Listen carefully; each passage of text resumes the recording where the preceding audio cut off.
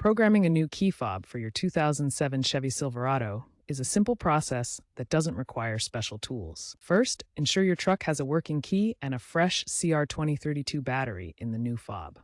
Insert the key into the ignition. Cycle the key from off to on without starting the engine 4 times within 10 seconds. On the fourth on cycle, hold the lock button on the key fob. The doors should automatically lock and unlock, confirming successful pairing.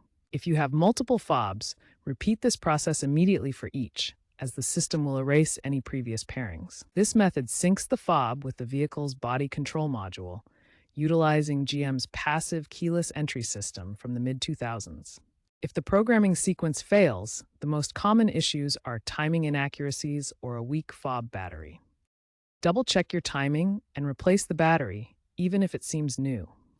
Also, high-mileage trucks may have BCM or ignition switch problems. Cleaning the ignition contacts or using an OBD2 scanner for error codes can help diagnose the issue. If problems persist, corroded wiring or a faulty BCM may require professional attention. While DIY methods generally work with over 90% success rate, keep in mind that the lifespan of these older fobs is typically 5 to 7 years. As automotive technology trends toward digital keys, consider that this manual method might become obsolete in the future.